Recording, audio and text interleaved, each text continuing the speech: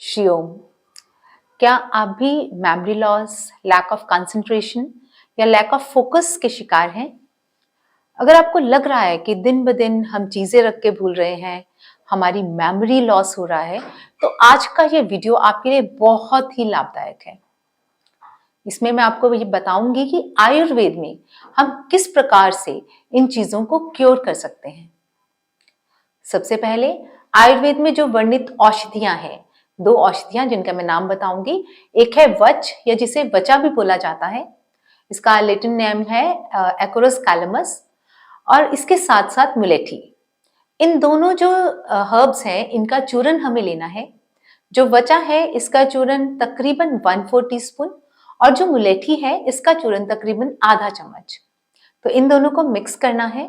Mix करके दिन में एक बार आपने इसको अपने अंदर लेना है, लेकिन इसको लेने का एक तरीका है कि ये जो मिक्सचर है आपने इसको जीभ पर रखना है, कुछ देर रखना है इसको, ताकि वो अच्छे से जीभ के थ्रू भी डिसॉल्व हो जाए और उसका असर बहुत ज्यादा अच्छा आता है। तो उसके बाद धीरे धीरे उसको पानी के साथ आप अंदर करेंगे। तो इस प्रकार से करने से होगा क्या कि जो वचा है इसे शिरोविरेचन द्रव्य भी माना जाता है, यानी कि ये मेमोरी को एनहांस करता है, एंजाइटी को कम करता है और हमारे ब्रेन को रिलैक्स करता है। और जो मुलेठी है वो मधुरस होने के कारण वात दोष को खत्म करती है, यानी कि ड्राइनेस को खत्म करती है। और हमारी जो भी कंसंट्रेशन रिलेटेड प्रॉब्लम्स है, इवन कि बच्चों को स्टडीज के लिए अगर प्रॉब्लम आ रही है तो उनके लिए भी ये बहुत अच्छी औषधि है। अगर आपने बच्चों को, छोटे बच्चों को वचा का सेवन कराना है तो उसको थोड़ी सी उसकी डंडी लेकर दूध के साथ घिसेंगे और बहुत थोड़ी सी क्वांटिटी में उसको चटा देंगे। इस प्रकार से अगर लगातार बच्चे इसका सेवन करते हैं तो उनको भी शत या बात है कि उनकी भी कंसंट्रेशन स्टडीज के लिए या और कामों के लिए बढ़ेगी। सेकेंड जो हर्ब है जो ऑलमोस्ट सब लोग जानते हैं वो है ब्रह्मी। ब्रह्मी हमें हरे जो उसका क्षुप होता है वो हमें जगह जगह मिल जाता है, तो उसको ब्रह्मी को भी हम तोड़कर उसके पत्तों का स्वरस पी सकते हैं, या ब्रह्मी की टैबलेट्स आती हैं हम उसका सेवन कर सकते हैं।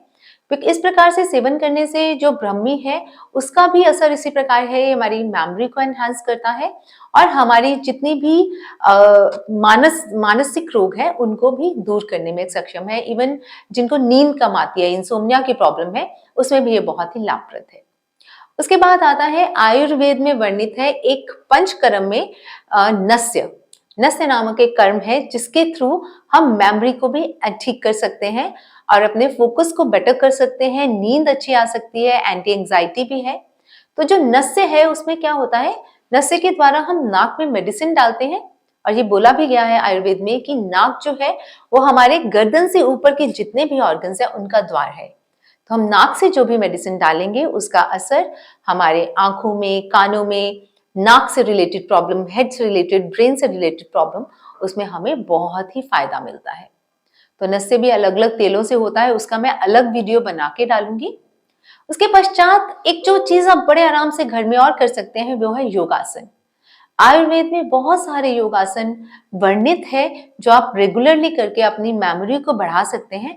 आज मैं उनमें से 2 आसनों को आपके बारे में आपको बताऊंगी और उसके साथ साथ एक बड़ी छोटी सी क्रिया है वो आप रेगुलरली घर पे कीजिए।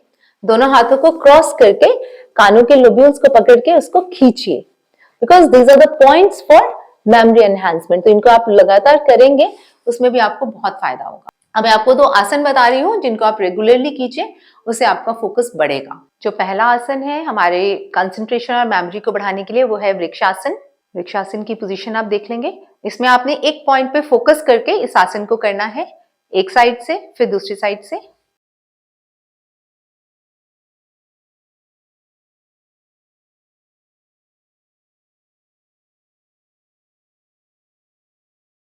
नेक्स्ट है विमानासन। इसमें हम बैलेंस बनाएंगे, फोकस करेंगे और इससे, इस आसन से हमारी मेमोरी और हमारा कंसंट्रेशन बहुत इंक्रीज होता है।